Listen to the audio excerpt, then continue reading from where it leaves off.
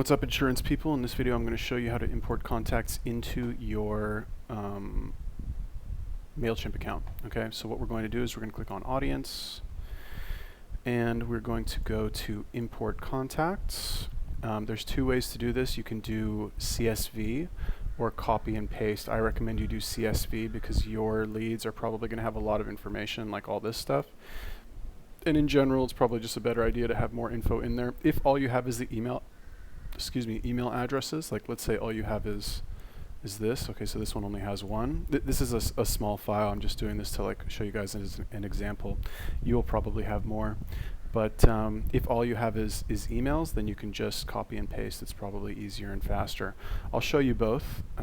Okay, so if you want to do this one, CSV, you just click on this, continue to setup. I'm going to click on browse. I'm going to find the file. It is this one. Open. Hopefully this will work. Yes. Continue to match. And then what it's going to do is it's going to kind of ask you to match these. Okay, so this one is already matched, first name to first name, last name to last name. This one is not matched. Okay, so we're going to call this one, I think there's a birthday. Yeah, so birthday. Lead source, like, I don't know, is there even anything for this? Opt-in.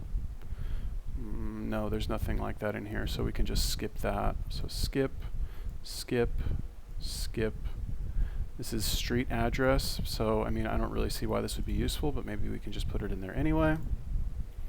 Email address, yes, and then skip. Okay, so once we've kind of matched all of those up, all right, so first name, last name, birthday, address, email, continue to organize. You can add a tag if you want. Continue to review. Okay, and then import. Okay, so this shouldn't take too long because I really only have just one contact. Hopefully this person won't be mad that they're going to start getting weird marketing emails from me. So that's one way to do it. Now, if we want to do it the other way, like sometimes I also do it this way. So I'll show you the copy and paste method, which is actually how I do my own. So I've got a couple courses that are available now that are free, and when people sign up for these courses, I get their email address. So then they go into my my email campaign. Okay, so this is my most recent batch. Got about 80 people this week.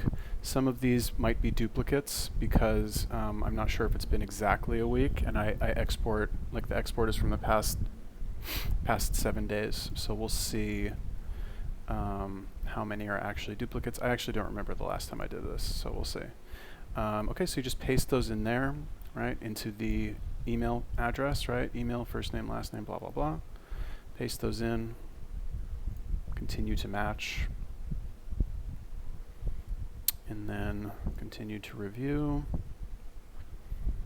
There's only one column, so we assume it's an email field. That is correct. I'm not sure how many we'll actually import, but we'll see. Okay, 25 were already in your list. 4 emails were either invalid, just added 54 contacts. Okay, so not bad, 54 contacts. You know, every little bit helps, right? If I had 50 per week, that's 2,500 a month, or a year, is that right? I think so. Okay, so that's basically it. It's fairly straightforward. Make sure you're uploading your contacts into your drip campaign every single week. Okay, once you do drip campaigns for a year, that's over 300 something emails that people will get from you every single year. And I mean, like, just statistically speaking, you're going to make more sales the more times you contact people. They'll like get to know you after a while, and they'll be like, oh, who's this email from? Okay, so that is that. Yeah, that's basically it.